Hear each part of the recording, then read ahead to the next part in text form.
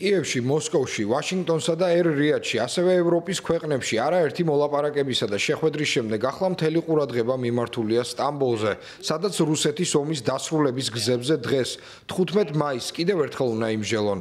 უკვე ანკარაშია ვოლოდიმირ ზელენსკი, რომელიც დღეს რეჯეპ ტაიპ ერდოღანს შეხვდება.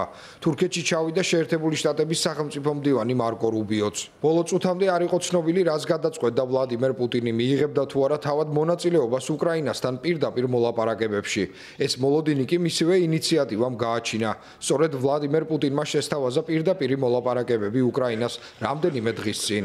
ვოლოდიმირ ზელენსკიმ პუტინთან შეხვედრის მზაობა მაშინვე გამოთქვა. პუტინის დელეგაციის შემადგენლობა უკვე გასაჯაროვდა, თუმცა იქ თავად რუსეთის პრეზიდენტი არ არის. პუტინი არ ელაპარაკება ადამიანებს, რომლებიც მას შეურაცხყოფენ ან აკრიტიკებენ. არ აქვს მნიშვნელობა ის რუსი პოლიტიკოსი იქნება თუ უცხოელი. ზელენსკიმ წლების განმავლობაში ბევრი ისაუბრა მასზე და ეს დღესაც გრძელდება. შესაბამისად, წარმოუდგენლად მიმაჩნია, რომ პუტინი თანახმა იყოს პირადად ჩაერთოს ზელენსკისთან მოლაპარაკებებში. ვოლოდიმირ ზელენსკიმ ჯერ კიდევ 13 მაისს განაცხადა, რომ თუკი პუტინი ახალ მიზეზებს გამოიგონებდა და არ ჩავიდოდა სტამბოლში, ეს იმის მანიშნებელი იქნებოდა, რომ მას ომის დასრულება არ სურს.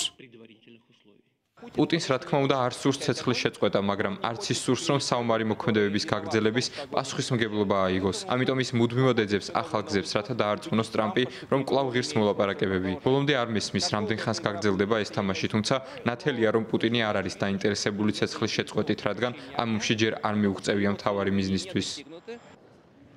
10 მაისს ვოლოდიმირ ზელენსკიმ კიევში უმასპინძლა დიდი ბრიტანეთის პრემიერ-მინისტრ კირ სტარმერსა და გერმანიის კანცლერ ფრიდრიხ მერცს. ეს ერთიანობის კიდევ ერთი დემონსტრირება იყო.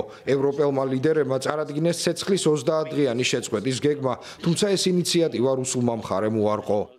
არ ვფიქრობ, რომ ევროპას შეუძლია შემოიღოს რაიმე ახალი სანქციები, რომლებიც პუტინს ნამდვილად შეაშინებს. სავარაუდოდ პუტინს მათი დაწესების არ ეშინია და სტამბოლში ჩასვლა ან სანქციები მისთვის რეალურ საფრთხეს არ წარმოადგენს.